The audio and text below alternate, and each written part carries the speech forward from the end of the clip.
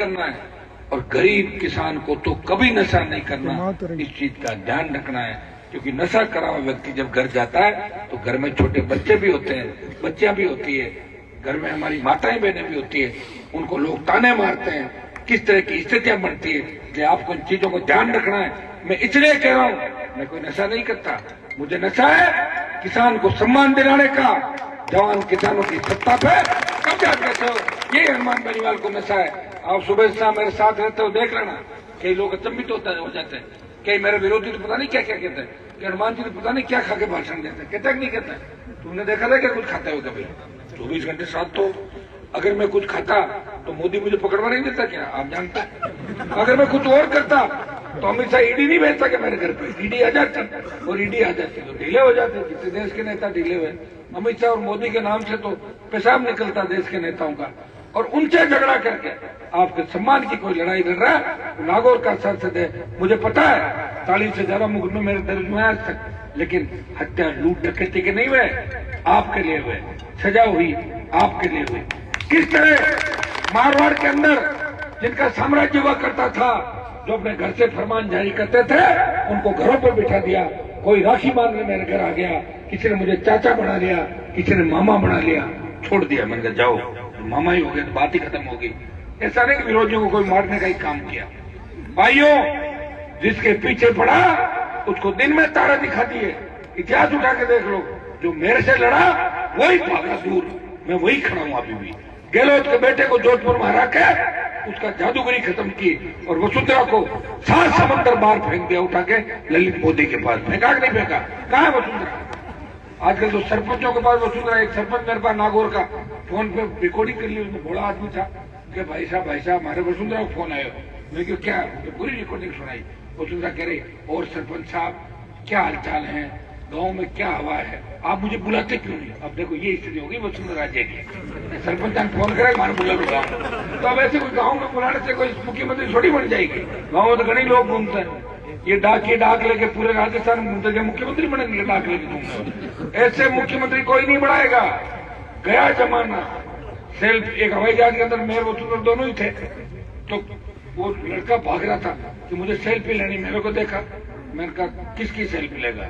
कि वसुंधरा की। मैंने कहा मुझे जानता है कि नहीं? मैं बोले भाई साहब मैं आपकी लूंगा, उसकी नहीं लूंगा, मेरी ले ली सेल्फी। वापिस बैठ गया सीट पे। मैं कहा पागल हो रहा है, कहाँ सेल्फी ले रहा है? तो गया जमाना उसका। जो अपने पति की नहीं हो सकी तो तुम्हारी कहां से हो? पति को छोड़ दिया बेचारे को, जिसके साथ मेरे लिए उसका ही आता पता नहीं, क्या सेल्फी लोगे तुम लोग? तो भाइयों, इस राजस्थान की जो लुटिया डुबोई वसुंधरा गहलोत ने मिलकर जो गठबंधन करके आज क्या हालात हमारे बताओ। आज गांव के अंदर ढाणियों में हमारे किसान रहते हैं, ढाणियों के अंदर बदमाश आते हैं, लूटमार करके चले जाते हैं, डकैती करके चले जाते हैं, बच्चे सुरक्षित नहीं, बच्चियां सुरक्षित नहीं, भाईचारा खत्म। जहां राजपूत को लड़ा दिया और गुजर मीणाओं को लड़ा दिया राजस्थान में, सांप्रदायिक दंगे कराए भारतीय जनता पार्टी ने वोट के लिए। कौन रोकेगा इनको? कांग्रेस नहीं रोक पाएगी बीजेपी को, और बीजेपी नहीं रोक पाएगी कांग्रेस को। यह मिलाजुली का खेल है। इस मिलाजुली के खेल को अगर खत्म करना है तो चुरू की धरती से एक नई किसान राजनीति का आगाज, एक नई क्रांति का आगाज आपको 5 तारीख को करना है। अपने भाई को मजबूत करना है। मैं विश्वास दिलाता हूं कि अगर मैं सत्ता के नजदीक भी बैठ गया तो किसान को कर्जा नहीं देना होगा, कर्जा माफ होगा, किसी बैंक की कुर्की नहीं आएगी, फ्री बिजली मिलेगी, टोल मुक्त होगा, रोजगार मिलेगा, भाईचारा कायम होगा। और हमारी बहन बेटियां रात को 12 बजे भी सड़क पे निकले, मजा ले, कोई सामने देख ले, ऐसी व्यवस्था राजस्थान के अंदर होगी। आप सरदार सिंह को कमजोर क्यों मान रहे? जब भोपालगढ़ के अंदर जो कांग्रेस का गढ़ था, मेरा विधायक कांग्रेस को 3 नंबर पर डाल सकता है, मेड़ता में आरएलपी जीत सकती है। और खींवसर में मैं वोट मांगने नहीं गया था, एक रैली करी थी सिर्फ, और खींवसर की जनता ने कहा हनुमान जी आप राजस्थान संभालो, हम वोट मांगेंगे। सरदार सिंह में तो गांव-गांव वोट मांग रहा हूं मैं आपके लिए। मैंने मेरा जीवन समर्पित कर दिया सर्व समाज के लिए, सारी जातियों के लिए। ऐसी कोई जाति नहीं जिसके लिए मैं नहीं लड़ा। जब आर्थिक आधार पर ब्राह्मण बनिया राजपूत के आरक्षण की बात चली तो हमने उसका पक्ष लिया।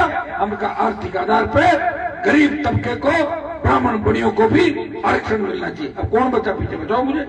मेघवाल का तो हमेशा जयकारा लगाता हूं।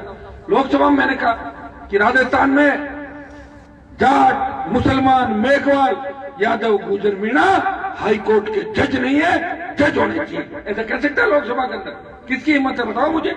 जब चंबल के डाकू जगन गुजर ने गुजर महिलाओं के निर्वस्त्र करके घुमाया, मैंने लोकसभा में कहा जगन गुजर का एनकाउंटर करो, उसका दिमाग खराब हो गया, 3 दिन बाद सरेंडर कर दिया डर के मारे। अरे बोले एनकाउंटर हो जाएगा मेरा। अरे भाइयों, ये अरमान बेनीवाल है जो आम आदमी, गरीब आदमी के लिए लड़ता है। जो लोग मुझे नहीं जानते वो तो फटकार ठोकते हैं कि अरमान जी जातिवाद करते हैं। जातिवाद कौन नहीं करता? मुझे नाम बताओ उसको। जो जिस घर में पैदा होता है जाति में, तो अपने बच्चों के रिश्ते जाति में करता है नहीं करता?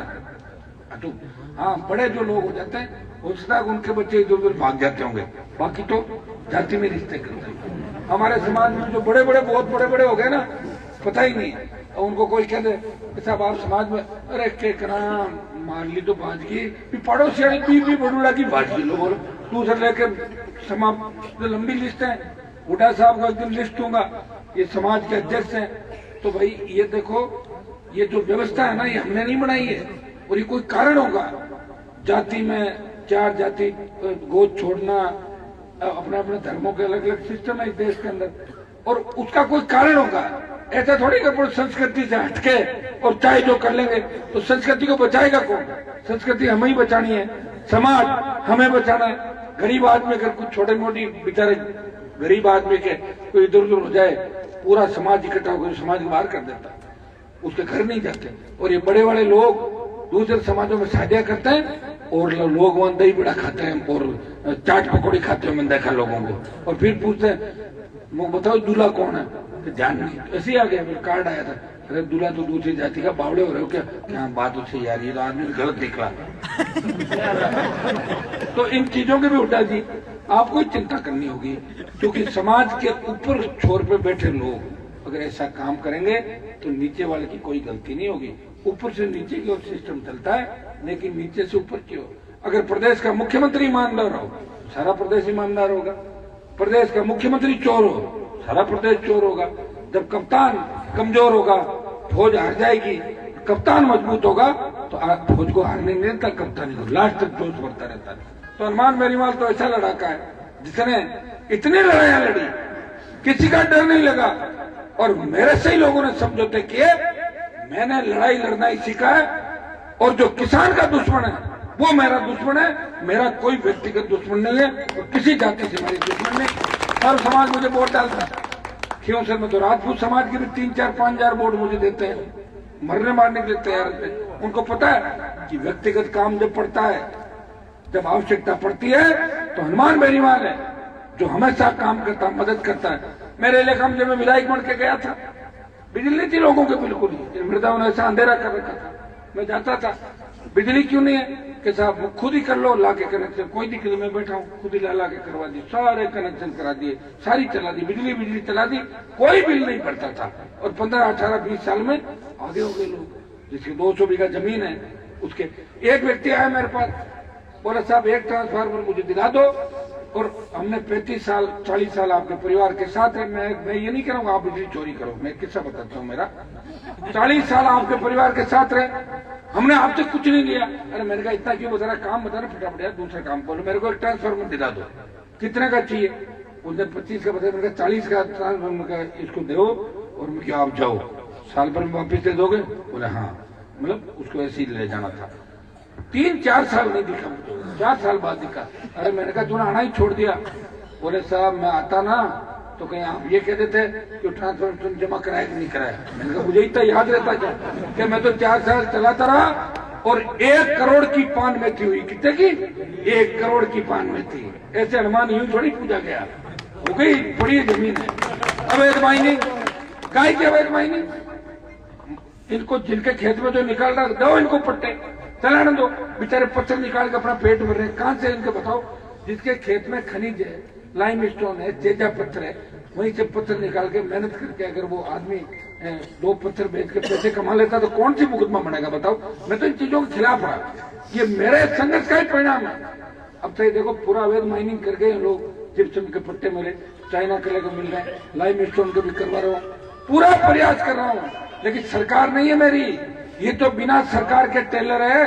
अगर सरकार के आसपास आ गया तो ये पैसे वाले भाग जाएंगे पैसा ही छोड़ के। आप आराम से बांट लेना पैसा, कोई रोकने वाला नहीं। तो मैं यहाँ से मुझे आपको नई ऊर्जा देनी है, मुझे नई ताकत देनी है, और आप मुझे आपका विश्वास देख के लग रहा है सर्व समाज हनुमान बेनीवाल को मदद करना चाहता है। स्टेट में आप देखोगे सोशल मीडिया पे रोज, अब तो सोशल मीडिया का जमाना, सीआरपीएफ के एक जवान ने जोधपुर में उसका वीडियो वायरल है, उसने कहा कि हनुमान जी मुझे न्याय दिलाएंगे, और उसने अपने आप पे गोली मार दी।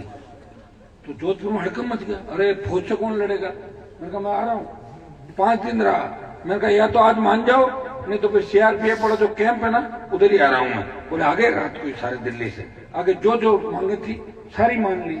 डीआईजी हट गए, 12 सस्पेंड हो गए, 302 के मुकदमे दर्ज हो गए, शहीद का दर्जा मिल गया, और जो सम्मान था वो मिल गया।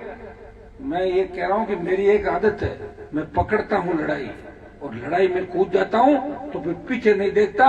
अगला कोई परिवार ही हट जाए तो बात, कई बार स्थिति ये होती है कि जिस परिवार के लिए बैठते हैं ना हम, तो परिवार खुद ही समझौता कराता है। हम क्या करें बताओ उल्टा जी, परिवार खुद के अरे नहीं साहब ठीक है 2 दिन होगा, भाई के नहीं तो ऊपर पड़ गया, प्रेशर बहुत आ गया। जैसे आपके चूरू में बहुत प्रेशर आए थे लोगों में, जाना आपको पुराना, काश कैसे खेल हुए, कैसे समझौते हुए, समझौता कराने में कौन थे, आगे किसी को कर दिया, पीछे से दूसरों ने रात को मिल लिए। तो सारी कहानियां मुझे पता है, लेकिन मैं कहानियां बताऊंगा नहीं, क्योंकि अब मैं उन चीजों से बहुत आगे निकल गया। अब मुझे जरूरत नहीं किसी का नाम लेके कहने की, मेरा झगड़ा ही नहीं किसी से, लेकिन मैंने एक एक चीज देखी है। बड़े बड़े लोगों को टूटते हुए देखा है। लोग बिजनेस करते हैं, धंधा करते हैं, अपना काम निकालते हैं, और मौका लगने पे गरीब को मार के और आगे बढ़ने का प्रयास करते हैं। लेकिन मैंने किसी को धोखा नहीं दिया, और इसी का परिणाम है कि राजस्थान की पूरी सरकार मिलके खींवसर में मुझे चुनाव नहीं हरा पाई।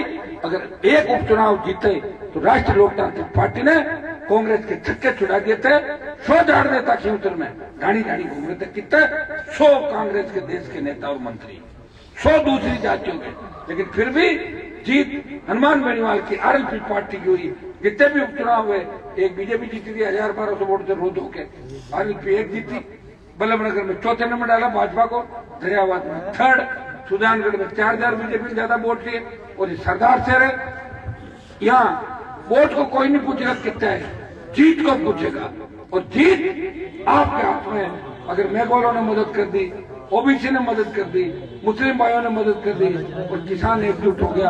आपको एक ही काम करना है, बदलाव करना है सरदार शहर के अंदर। इस नारे के साथ आगे बढ़ोगे, 1/32 के जीएसएस भी बढ़ेंगे, खेत के सिंचाई का पानी भी आएगा, आपको बिजली के काम भी होंगे।